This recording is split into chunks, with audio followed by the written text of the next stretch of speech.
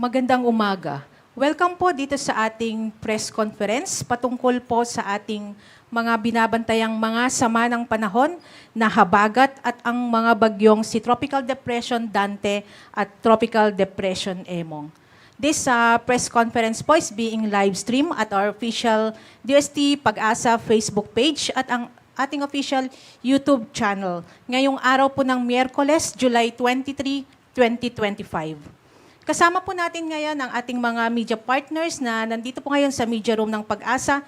Ganon din po yung ating mga kababayan na nakatutok sa ating mga official social media platforms. To officially start this press conference, let us hear from our DOST Pag-asa Administrator, Dr. Nathaniel Servando, to give us an opening statement.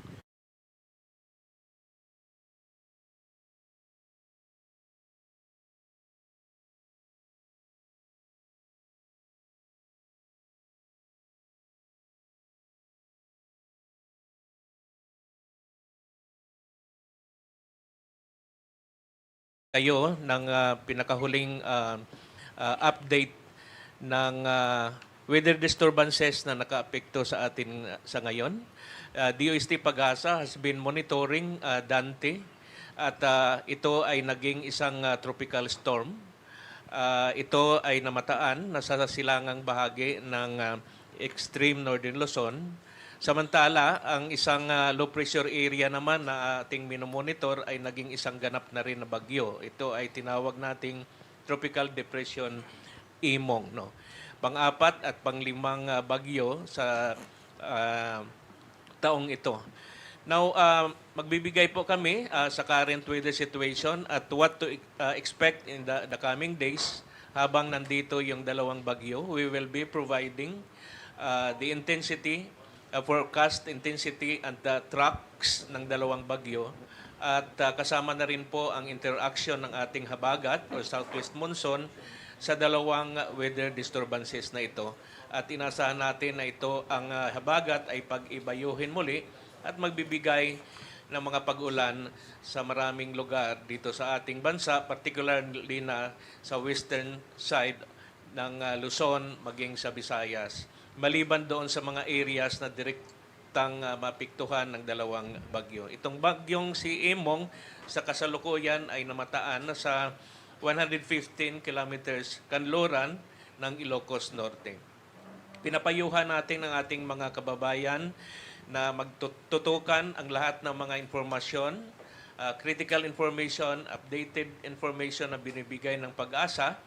At of course, kung ano man ang mga changes ay kagad naming ipaabot sa ating mga kababayan, sa mga ibang ahensya involved in disaster management through the different media platforms, including the official Pag-asa social media sites, yung Facebook, of course, and of course, ang usual na through the broadcast media.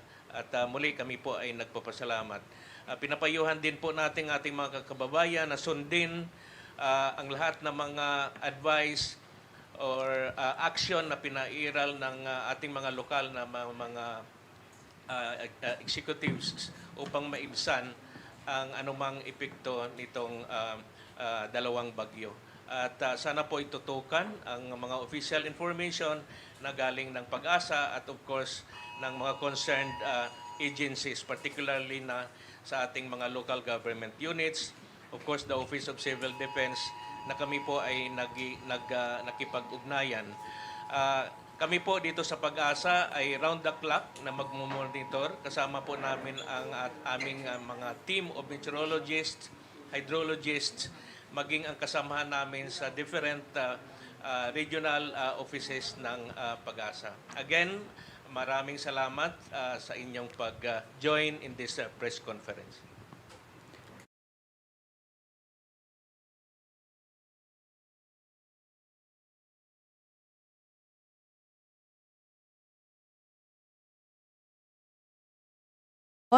Mula po sa Weather Division, let us hear from the duty forecaster and weather specialist, Engineer Benison J. Estareja.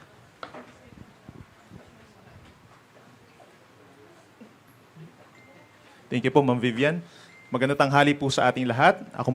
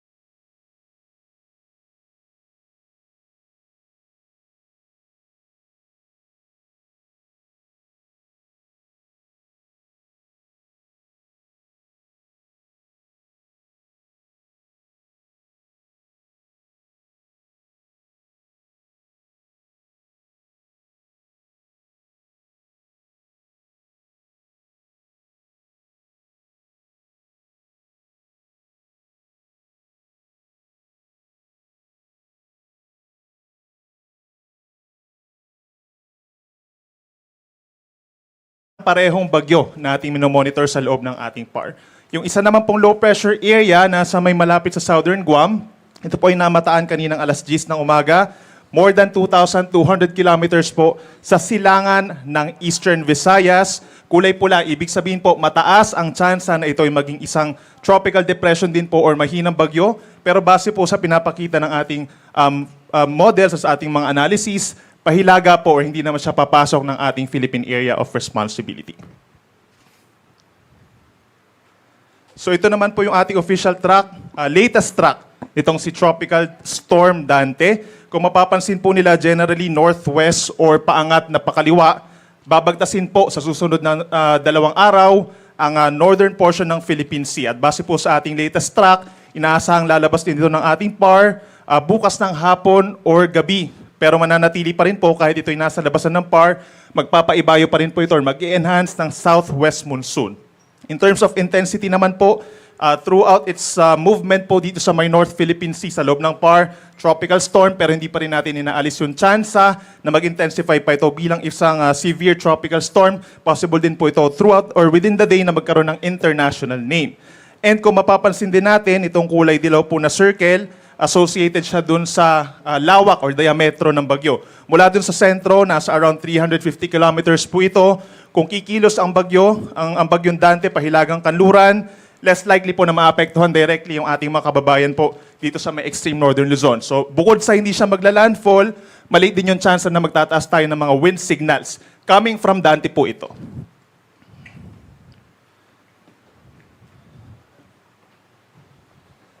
So ito naman po yung ating official track naman po regarding kay Tropical Depression Emong. Ayan, sige po. So kung mapapansin po nila, itong si Bagyong Emong, magkakaroon po ng looping na tinatawag or yung pag-ikot na track na movement po base dito sa ating pinakauling track ng Pag-asa.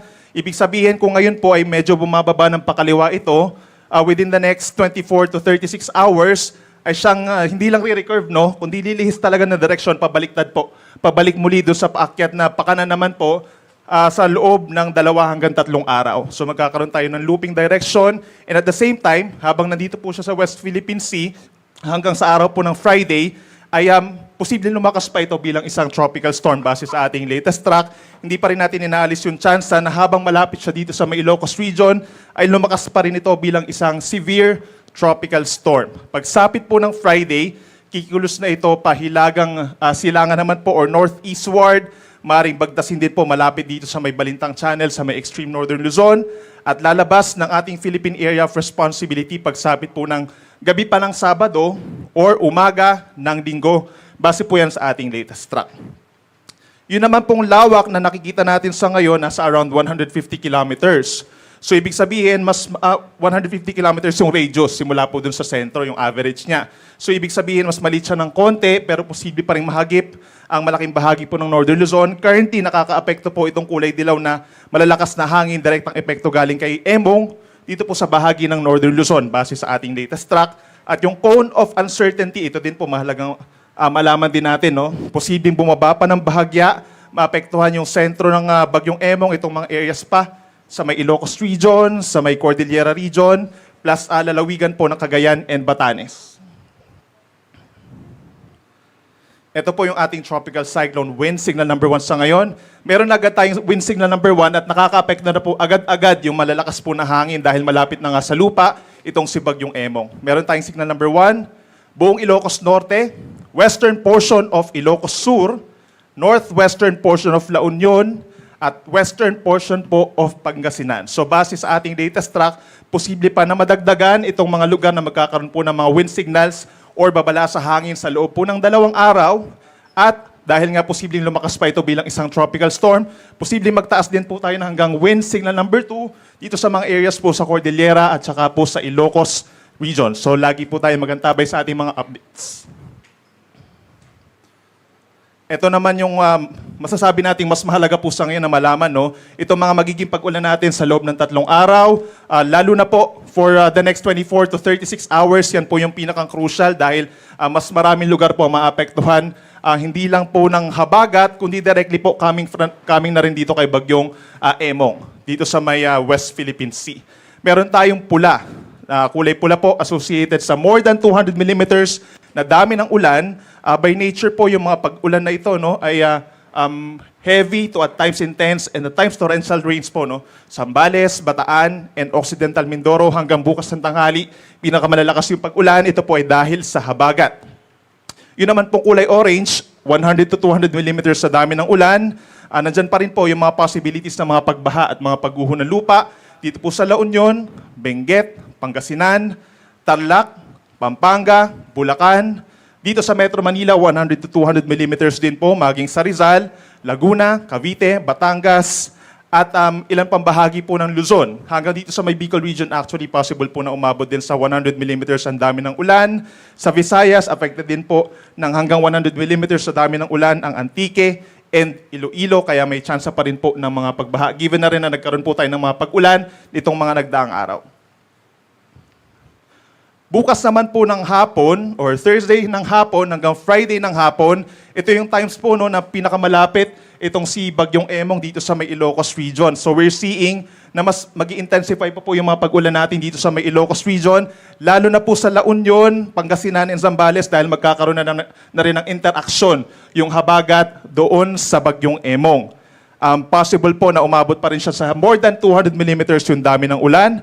Yung kulay orange naman po, or 100 to 200 millimeters na dami ng ulan, possible po Thursday to Friday dito sa natitirang bahagi ng Ilocos Region, Abra, Benguet, Tarlac, Bataan, Pampanga, Bulacan, pababa po ng Cavite, Batangas, and Occidental Mindoro. And over Metro Manila po, possible magkaroon ng bahagyang pagbaba po ng dami ng ulan na babagsak po simula po bukas hanggang sa Friday. Pero magkakaroon pa rin po at times ng malalakas na mga bugso ng ulan, gayon din sa Rizal, Laguna, Quezon, Nueva Ecija, paakyat po ng Nueva Vizcaya, Ifugao, Mountain Province, Kalinga, Apayao, hanggang dito po sa Marinduque, Oriental Mindoro, Romblon, at lalawigan po ng Palawan. Then pagsapit po ng Friday ng tanghali hanggang Sabado ng tanghali, ito po yung times na nasa itaas na po ng Batanes ang Bagyong Emong at nakaka-apekto pa rin po yung habagat natin, no, lalo na sa may western side of Luzon. So asahan pa rin yung pinakamalalakas na ulan over La Union, Pangasinan, and Zambales, habang meron pa rin tayong 50 to 100 millimeters sa dami ng ulan dito po sa Ilocos Provinces, Abra, Benguet, Bataan, Occidental Mindoro po at lalawigan ng Palawan. Bukod po dun sa direktang epekto nitong si Bagyong Emong, yung mga wind signals po natin kanina, direktang galing sa bagyo, pero itong mga lugar na nakikita po natin ay mga hangin naman po na galing sa southwest monsoon. Mayroon tayong mga pabugso-bugsong hangin, hindi naman po siya consistent or persistent na bugso, no? Pero paminsan-minsan makakaranas po tayo niyan sa Zambales, Bataan, Bulacan, Aurora, and Metro Manila ngayong araw. Gayun din sa buong Calabarzon, Bicol Region, Mimaropa, buong Visayas, Zamboanga del Norte, hanggang dito po sa may Misamis Occidental, Lanao del Norte, Camiguin, Dinagat Islands, Davao Occidental, and Davao Oriental. Lahat po yan ay dahil po sa habagat. Then by tomorrow and Friday, kung mapapansin din po nila yung mga lugar na affected, throughout the country po na magpa-persist pa rin yung pabugso-bugsong hangin, epekto po ng southwest monsoon. Kahit pagsapit po ng Friday and Saturday, unti-unting lalayo na po itong ating mga bagyong minomonitor. Pagdating naman po sa sea conditions, sa ngayon, wala pa naman tayong nakataas po na gale warning, pero yung ating mga may wind signals po kanina, yung mga nabanggit natin sa may Ilocos region, automatically po suspended yung sea travel for all types of sea vessels. And then nasa sa inyong mga Coast Guard na rin po, no, lalo na kung napapansin nila na malakas yung ulan, eventually po lalakas din yung ating mga hangin dyan at tataas yung mga pag-alaw. Nasa sa inyong Coast Guards din po kung magkakaroon ng mga sea travel suspensions, especially po sa mga maliliit na sasakyang pandagat. At as of 11 in the morning po, meron tayong nakataas na heavy rainfall warning. Ibig sabihin, meron tayong naobserbahan na malalakas na ulan in the last hour at posibleng magpatuloy yan in the next 2 hours. Red warning po tayo, or ibig sabihin, torrential rains ang posible sa lalawigan ng Zambales. Take action na po, no? Lalo na kung kinakailangan ng mga rescue and evacuation sa inyong lugar at tumaas ang tubig. Orange naman po, orange rainfall warning ang nakataas sa bahagi ng Tarlac, buong Pampanga at Bataan, bahagi ng Bulacan, maging dito rin po sa Metro Manila, at sa Cavite, ito po ay dahil sa habagat, at meron tayong yellow warning sa natitirang bahagi pa po ng Tarlac, rest of Bulacan, buong Rizal, meron pa rin heavy rains, buong Laguna, and buong Batangas. Meron din po tayong rainfall warning sa may norte naman po, no? Itong sa may Ilocos Norte at Ilocos Sur, yan po ay direktang epekto na nitong si Bagyong Emong. Dito sa may areas po ng natitirang bahagi pa ng Cordillera in Ilocos Region, meron din po mga pagulan na aasahan. Sa Abra, meron tayong yellow warning. At sa may Kababuyan Islands. Habang dito naman po sa may Southern Luzon and Visayas, asahan din po yung malalakas na ulan sa susunod na mga oras. Meron tayong red warning po sa malaking bahagi ng Occidental Mindoro, orange warning for the rest of Occidental Mindoro, and yellow warning naman po for the next 2 hours, heavy rains po sa Antique, Iloilo, Guimaras, at hilagang bahagi po ng Negros Occidental. So yan po muna ang latest mula dito sa Pag-asa. Mula po sa weather forecasting section po ng Pag-asa. Maraming salamat. Maraming salamat, Engineer Benison J. Estareja, ang ating duty forecaster at weather specialist from the Weather Division. At ngayon naman po, pakinggan natin ang report patungkol sa status ng ating mga minomonitor na dams at other hydrological updates to be given to us by our duty hydrologists and weather specialists from the Hydrometeorology Division, Ms. Eileen Abelardo.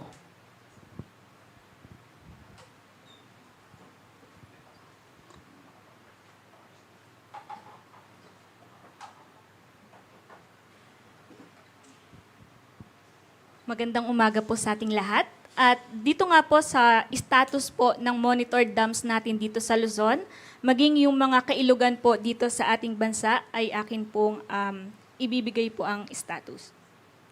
So una na po, dito sa tatlong dam, sa Angat, dito po sa Norzagaray, Bulacan, ang kanyang elevation as of 8 a.m. ay 199.15 meters. So sa nakalipas na 24 hours po, tumaas ito ng 1.04 meters. At mas mababa pa rin naman po siya sa kanyang normal high water level na 210 meters. At dito naman po sa Ipo Dam, sa area din po ng Norzagaray, Bulacan, ang kanyang water level ay 100.17 meters. Bahagyan na po itong bumaba ng 11 centimeters dahil patuloy pa rin pong nakabukas ang isang gate na approximately 0.2 meters po ang gate opening. So minimal na po yung release po ng Ipo Dam. And dito naman po sa Lamesa Dam, Quezon City, ang kanyang water level ay 79.94. So bumaba na po ito ng 23 centimeters sa nakalipas na 24 hours. At mas pababa na din po ito sa kanyang overflow level na 80.15. At dahil nga po sa pagbukas or sa ongoing na pag-re-release po ng tubig from Ipo Dam, nagpapalabas pa rin po tayo ng hydrological situationer upang magbigay po ng information and advisories dun po sa mga areas, particular po sa municipality po ng Norzagaray, Angat, San Rafael, Bustos, Baliwag, Pulilan, Plaridel, Kalumpit, Paumbong, and Hagonoy. So ang warning pa rin po natin dito is to take appropriate action po dahil patuloy pa rin pong tataas yung pong level ng tubig dito po sa may Angat Dam dahil nga po sa pag-release po ng Angat River dahil po sa pag-release ng Ipo Dam. So ito po yung mga areas malapit po doon sa may Angat River. And para naman dito sa tatlong dam or cascading dam dito po mula sa Benguet hanggang dito sa may Pangasinan, ang Ambuklaw Dam, ang elevation or water level ay nasa 750.70 meters. Bumaba naman ito ng 30 centimeters at patuloy pa rin po itong nagpapakawala ng tubig na merong 3 gates na bukas. Approximately 1.5 meters po ang gate opening. While dito naman sa may Binga Dam na nasa 574.01 meters, at patuloy po itong tumataas at umabot nga po ng 1.35 meters ang kanyang itinaas sa nakalipas na 24 hours dahil nga po itong Binga Dam ang siya pong nagre-receive ng mga tubig na nagmumula po sa Ambuklaw Dam. So, as of 8 a.m. po, may dalawa pa rin pong gate na bukas sa Binga Dam. Approximately 1 meters po yung opening. And yung San Roque Dam naman po na nasa baba ng dalawang dam na ito na siya pong nagre-receive naman ng tubig na pinapalabas mula naman sa may Binga Dam ay tumaas din po ng 1.05 meters sa nakalipas na 24 hours na nasang water level nga po na 247.66 meters. At may 32.34 meters pa rin naman po siyang mas mababa doon sa kanyang normal high water level na 280 meters. So wala naman po tayong ina-expect na posibleng pagbukas ng gate from San Roque Dam sa mga susunod pong araw.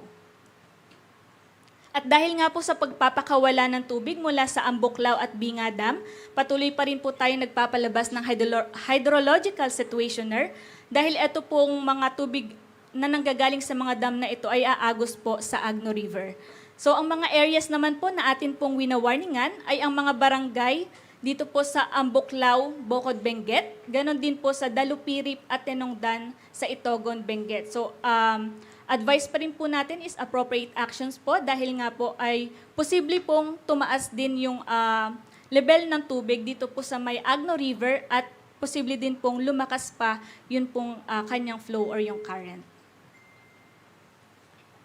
At sa nalalabing major dams na minomonitor po natin dito sa Luzon, sa Pantabangan Dam dito po sa Pantabangan, Nueva Ecija, may tinaas naman siyang 59 centimeters sa nakalipas na 24 hours. Ngayon po ay 194.70 meters ang kanya pong water level. At mas mababa pa rin naman sa kanyang normal high water level ng 21.30 meters. So wala din po tayong ina-expect na anumang pagbubukas ng dam dito po sa Pantabangan. At dito naman sa may Magat Dam sa Ramon Isabela, ang kanyang water level ay 185.87 meters. Tumaas naman ito ng 84 centimeters sa nakalipas na 24 hours at mas mababa na lamang siya ng halos 4 na metro sa kanyang normal high water level na 190 meters. So ngayon pong umaga ay naka-receive po kami ng advice from management po ng Magat Dam na posible po silang mag-release bukas ng tubig from dito po sa may Magat. At kung matutuloy man po ito, ay kami po ay magpapalabas ng hydrological situationer para naman po sa Magat River. And dito naman sa Caliraya sa Lumban, Laguna, ang kanyang water level ay 287.85 meters. Bumaba naman ito ng 1 centimeter sa nakalipas na 24 hours. At dahil nga po, although mas mababa na po dun sa overflow level ang Lamesa Dam na kanina nga po ay nasa 80 meters na lang, ay patuloy pa rin po kaming magpapalabas ng dam situationer kaugnay po dito sa posible pang pagtaas ng Lamesa Dam kung patuloy pa rin po itong makaka-receive ng mga malalakas na pag-ulan dulot nga po ng southwest monsoon. At ang mga areas po na posible pong maapektuhan ay dito po sa Quezon City, ang Greater Lagro, Fairview, North Fairview, Sauyo, Santa Lucia, Santa Monica, Gulod, Novaliches proper, Nagkaisang Nayon, San Bartolome, Capri, Bagbag, Talipapa. At sa Caloocan City naman po ang mga barangay 164, 163, 162, 160, 161. At sa Valenzuela City naman po ang mga barangay sa Ugong, General T. De Leon, Marulas, Malinta, at sa Malabon City, Potrero, Tinejeros, Catmon, Maysilo, Muzon, Concepcion, Niogan, Ibaba, San Agustin, Tanong, Longos, at sa Navotas City ay ang NBBS Dagatan, Bangkulasi, Bagumbayan North, at North Bay Boulevard North. So ito pong mga areas na nabanggit or yung mga barangay po na to, ito po kasi yung malapit doon sa Tulyahan River. So binibigyan po natin sila ng abiso sa posible pong pagtaas pa ng Tulyahan River at sa paglakas din po ng agos dito kahit na po wala pong overflow coming from La Mesa Dam. At para naman sa general flood advisory na atin pong inilabas kaninang alas 6 ng umaga, para naman sa mga maliliit na kailugan dito po sa atin pong bansa, ang appropriate action pa rin po ang kinakailangan sa mga rehiyon ng Cordillera Administrative Region, National Capital Region, Region 1 or sa Ilocos Region, Central Luzon, Calabarzon, at Mimaropa. At possible flash flood and landslide pa rin naman po sa mga rehiyon ng Cagayan Valley at Bicol Region, while precautionary measures or awareness po dito naman sa Western Visayas.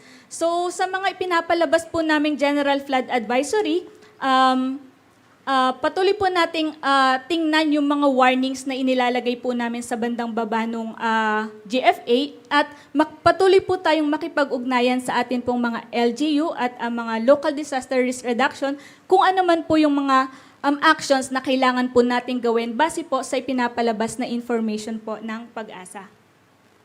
At dito naman sa Pasig Marikina, Laguna de Bay River Basin, ang mga level po ng tubig dito po sa mga dito po sa may basin ng Pasig Marikina, Laguna de Bay ay patuloy naman na pong bumababa. Ngunit posible pa rin po itong tumaas or mag-increase pa sa mga susunod na oras kapag naka-receive din po ito ng mga malalakas na pag-ulan. At ito din po yung ipinalabas na flood bulletin sa Tulyahan River naman nga po. At ganun pa rin po ang flooding or pagbaha doon po sa mga low-lying areas ay posible pa rin po. At para naman sa Agno River Basin, nagpalabas din po sila ng flood bulletin kaninang alas 5 ng hapon.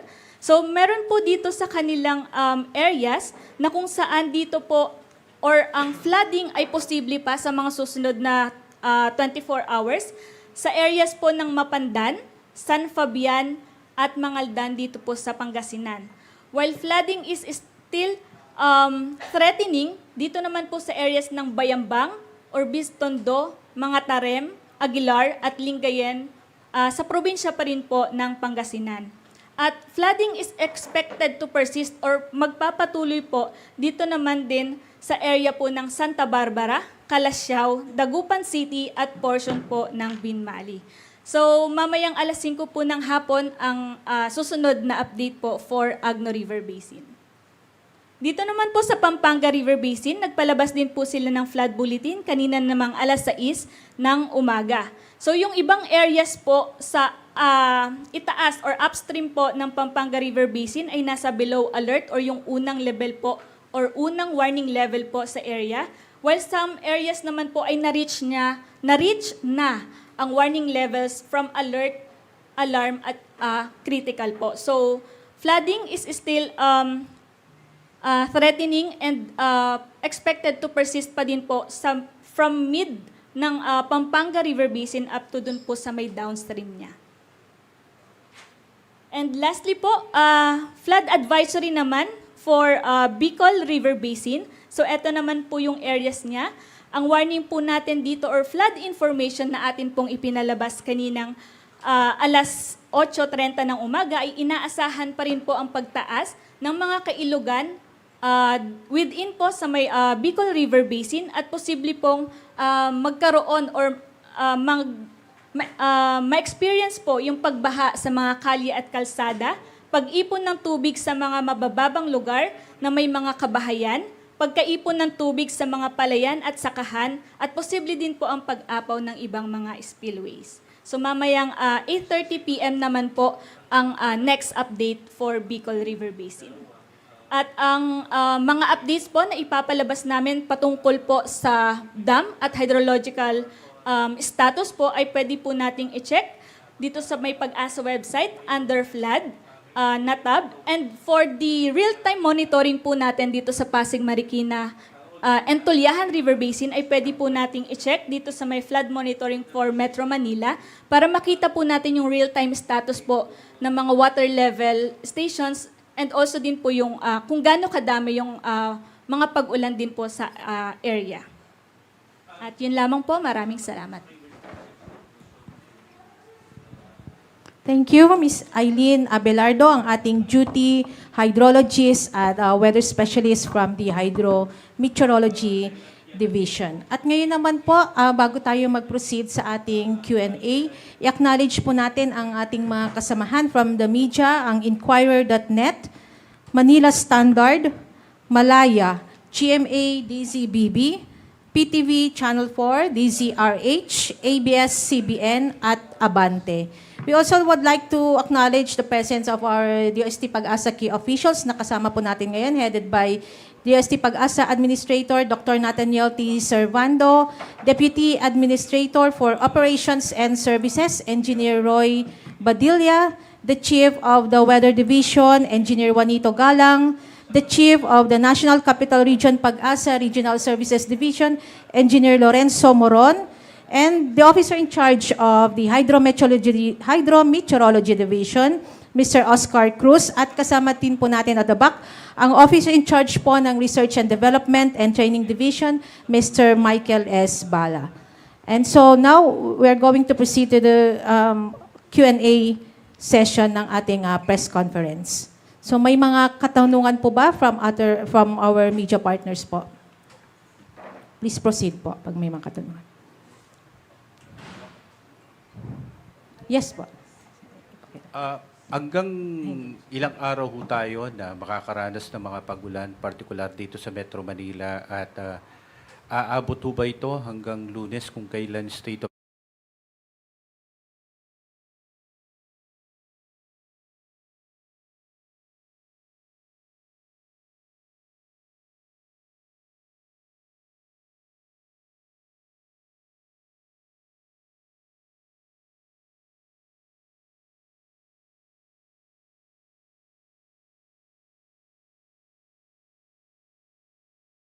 Usapan po natin na yung malalakas po na ulan na na-experience natin sa ngayon, possible pa po yan hanggang sa araw po ng Friday. Dito sa Metro Manila po yan. Pero pagsapit po early next week, mababawasan yung ating mga pag-uulan, especially knowing po na yung mga bagyo ay nasa hilagang parte na po, no? Nasa may parteng China, Japan areas po. No? At meron pa rin naman po mga pag-ulan na mararanasan pero hindi na kasing lalakas po nung katulad sa ngayon. last na lang ho sa akin, historically, kailan ho uli nagkaganito na halos magkakasunod yung mga bagyo na pumapasok dito sa Pilipinas? Kailan ho yung uli na parang may parada ng mga bagyo na pumapasok sa Philippine Area of Responsibility?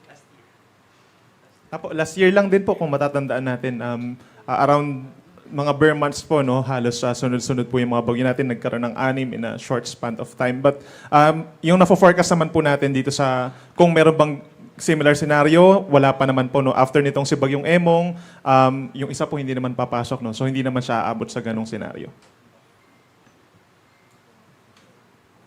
Thank you very much, Sir Alan Gatos, as Engineer Benison Estareja. Yes po, Sir Ariel. Hello po, good morning pa ba? Good afternoon po. Ang question po ng karamihan kasi ay dahil sobrang grabe yung mga pagbaha and landslides, no? And so far, may mga pinakita naman na pong mga datos ng mga pag-ulan, especially sa may bahagi ng Metro Manila, Zambales, and Bataan.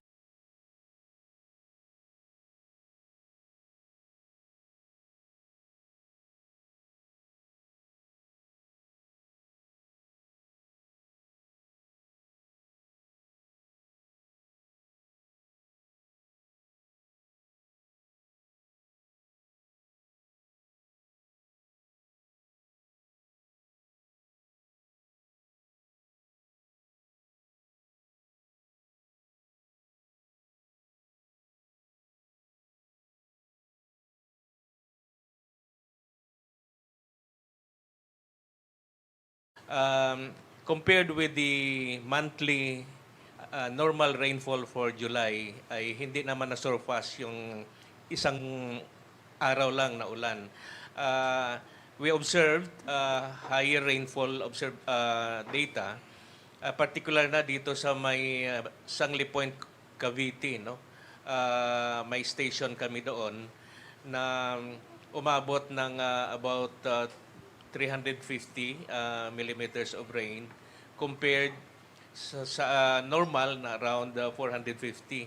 So umabot ng about 83% of yung isang araw lang na naulan ay halos 83% of the monthly normal for July, no, in that particular area. Pangalawa, dito sa Quezon City, sa Science Garden Station namin, ang isang araw na ulan ay katumbas ng about 55% or more than half of the 1 month rainfall na normal dito sa Science Garden for the month of July. So far, hindi naman na-surpass yung isang buwan talaga na ulan.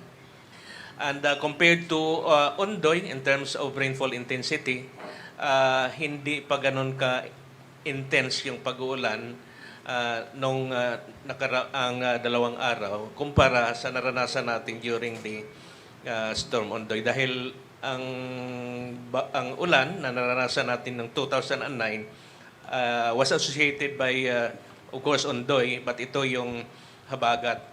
Ang pagkaiba lang nito, no, hindi lamang Metro Manila ang napiktuhan ng malakas pag-ulan, but malawak, no, as far as Western Visayas and then Western section of Luzon, no, ang nakaranas ng mga pag-ulan, hindi lamang dito sa Metro Manila. Sir, follow-up, sir. Siguro the question is, what was the rainfall na hindi nasukat ng mga instrumentong meron ngayon? So parang ang tanong po is, would it help siguro kung mas dense ba ang rainfall observation network para makakatulong din po sa disaster officials para mas maagang mapapalikas yung mga tao? Sir Lorenzo po, maraming magsabi.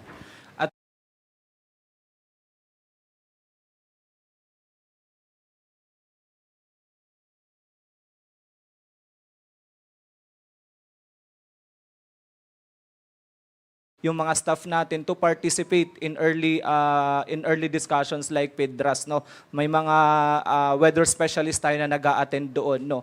In terms of monitoring integration, we are already discussing at least dito sa Metro Manila with DOST NCR. Nagpapasalamat tayo sa DOST NCR, no, kasi mayroon tayong initial discussion to integrate, no, kasi yung mga local government units natin, may mga kanya-kanya din silang mga AWS, and then para mas ma-maximize natin yung gamit nila to aid, no, better formulation ng forecast and warning, kailangan natin ma-integrate itong mga sensors na ito. But so far, ang Pag-asa naman ay continuous yung monitoring natin sa lahat ng mga stations natin, hindi lang sa synoptic, mayroon tayong mga automatic rain gauges, automatic weather stations, and apart from those things, no, ay nakikipag-coordinate tayo sa mga LGUs na mayroon ding mga monitoring stations. Thank you.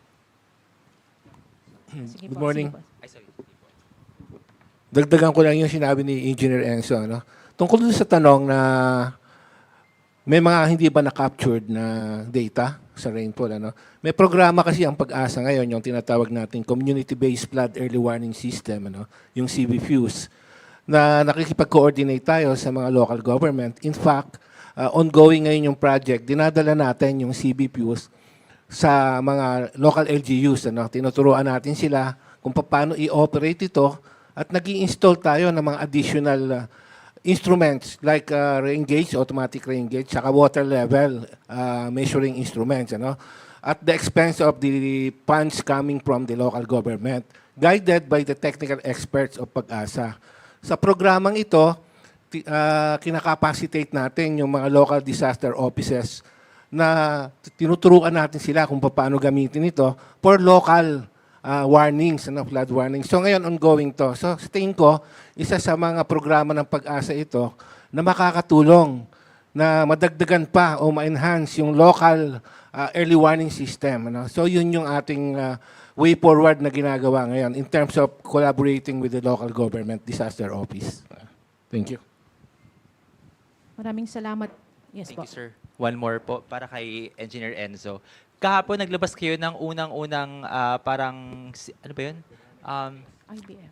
Impact-based warning, no? Para sa Metro Manila. Can you talk more about it and ano bang makukuha ng publiko o sino ba yung targeted audience or user ng inyong nilalabas na warning? Unang-una po sa lahat, nagpapasalamat po kami sa ating mga kasamahan sa mga local government units in Metro Manila na sila po talaga yung may malaking factor nito no, kung bakit napunta tayo dito sa pag-operationalize. Ano. Matagal na po natin ito ginagawa, tinetest natin ito with the LGUs in Metro Manila and they had been very supportive naman so far kasi sabi nga nila, mas nakakatulong talaga yung information na binibigay dito sa impact-based forecasting and warning kasi mas naiintindihan ng tao. So sa ngayon, kahapon, for the very first time, after several years na talagang nagkaroon tayo ng mga test cases nito sa Metro Manila, we decided with our DRR partners na mag-conduct tayo, na i-post na natin ito sa Facebook page. Nasa infancy stage siya, no? And this is subject to continuous refinement, improvement, but so far, ang nakukuha naman natin na feedback sa mga DRR ay kahit papano nakakatulong kasi mas nagiging limanize yung information. Ang impact-based forecasting ay more on the potential impacts rather than the hazard-based information. No? Kasi sa ngayon, sa pakikipagtulungan natin sa mga LGUs, mas nakikita natin kung saan talaga or ano talaga yung mga potential impacts na dadalhin nitong mga weather systems na ito in terms of pagbaha at ano yung mga ang kagandahan kasi ng impact based no medyo nagiging sector specific at nagpapasalamat din tayo sa Office of Civil Defense and DILG kasi sila po talagang naging katuwang natin through the MIVFUSE project doon sa pag-develop natin ng mga impact and response matrix at sa ngayon tinetest natin siya sa Metro Manila and let's see how we can work together harmoniously, collaborate each other to improve the system for the benefit of the general public. Thank you. Maraming salamat po. At ngayon may katanungan po mula po sa Facebook page. Sa Balye, may Fujiwara effect interaction po ba ang dalawang bagyo? Yeah, kung tingnan natin kapag ang dalawang bagyo ay may distansya na less than 1,500 kilometers, nagkakaroon ng binary interaction. Sa itong case ni Storm Dante and Depression Emong, halos 1,100 kilometers lang ang distansyang ng dalawa. So, at kung tingnan natin ang tracks ng dalawa, makikita natin na nagkakaroon ng interaction yung dalawa.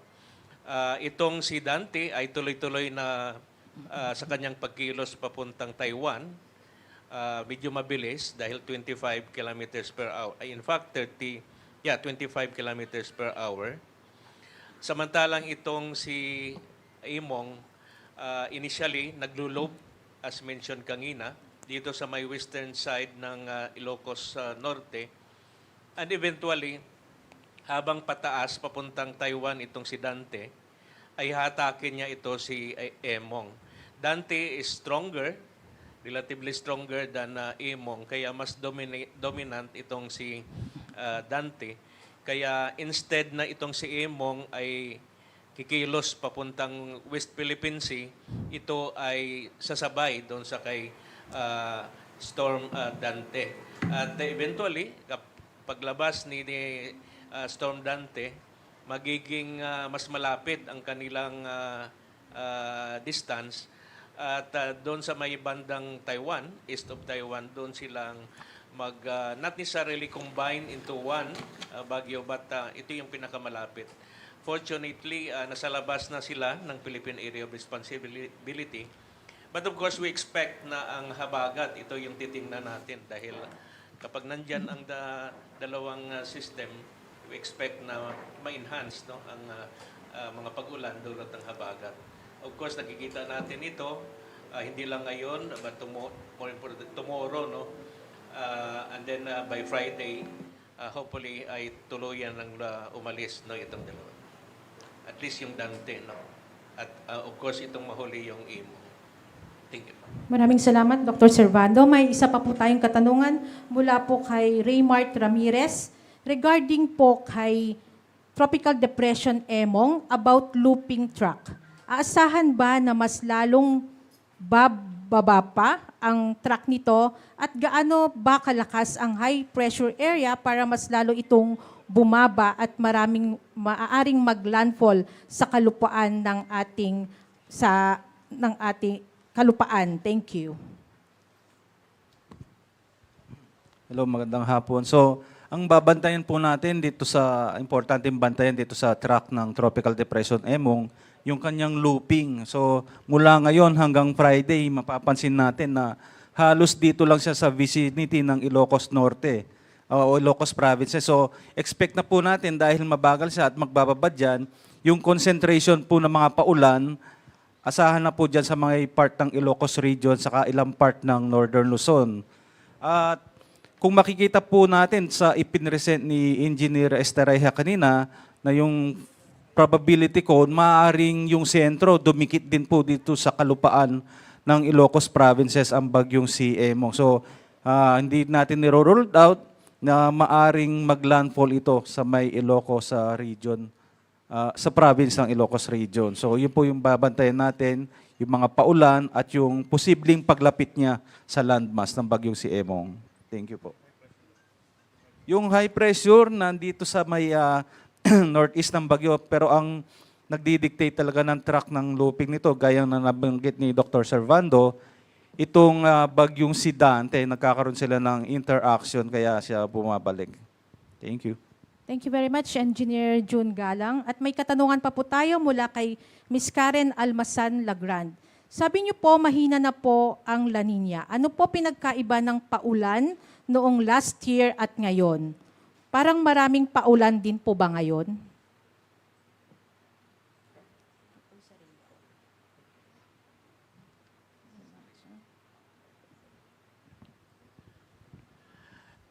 Yes, sa ngayon, neutral ang ENSO natin, no? Meaning walang El Nino at walang La Nina. Last year, although it was short-lived, there was a La Nina-like, no? Kasi nag-officially declare tayo na may La Nina during the first few months this year yata. Now, La Nina-like, ito ang isa sa mga dahilan bakit sunod-sunod no, yung 6 na malalakas na bagyo last year, no? Mula October hanggang November.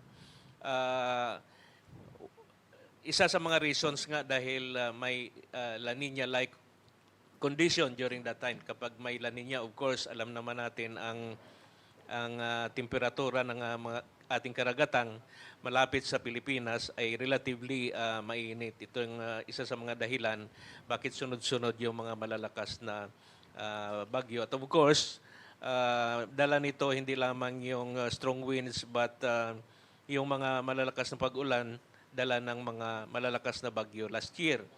No? But in terms of habagat, nag-umpisa yung mga bagyo ay during the months of halos September, no?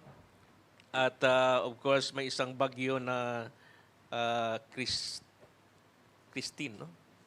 Yung nag-enhance din ng habagat last year, may mga malalakas din na mga pag-ulan. But of course, it's normal naman talaga na during the months of June, July, August hanggang September, it's a habagat season.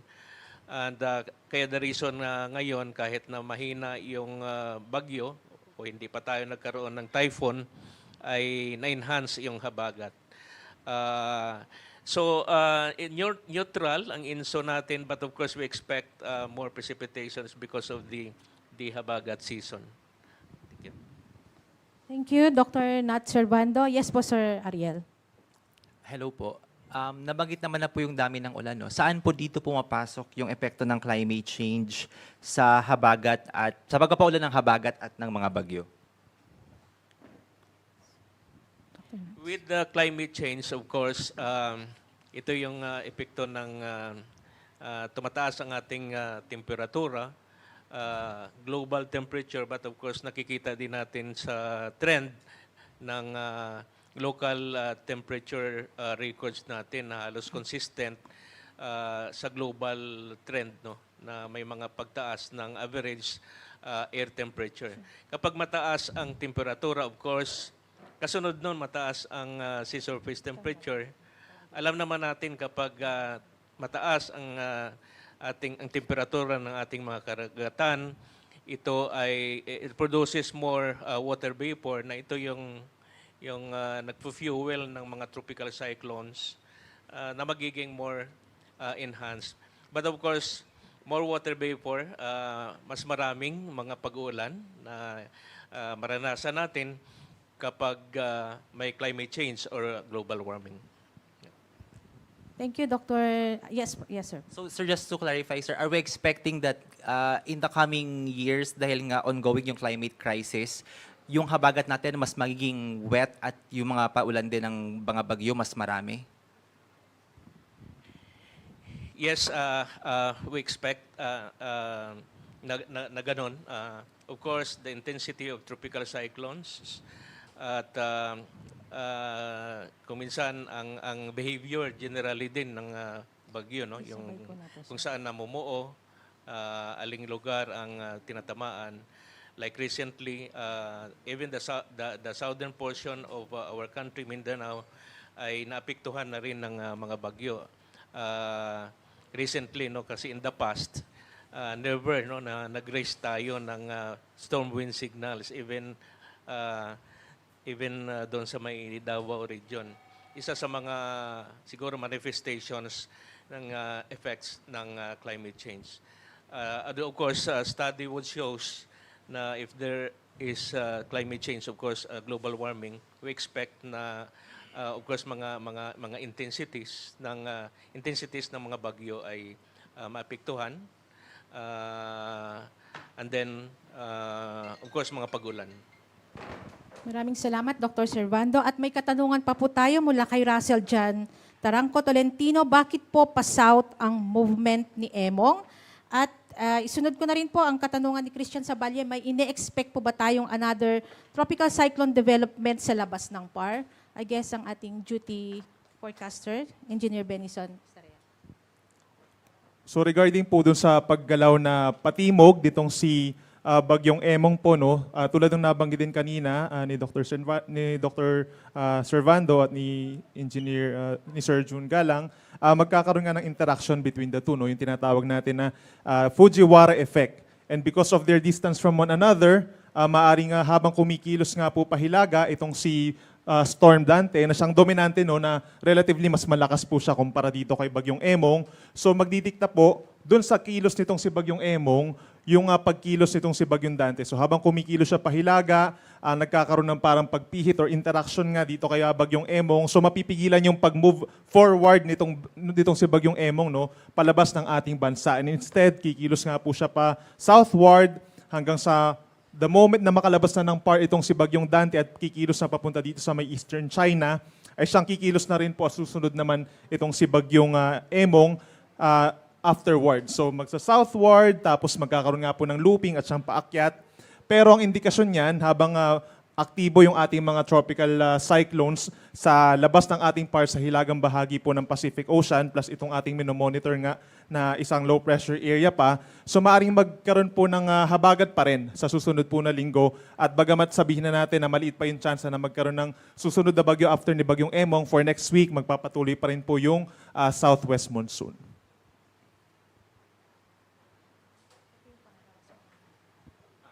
Thank you, Engineer Benison Estarea. May katanungan po ba dito sa ating mga kasamahan po? Last question po from the Facebook po. Bakit po magkaiba ang warning sa regional Pag-asa? Yellow po kasi ang Batangas pag sa regional.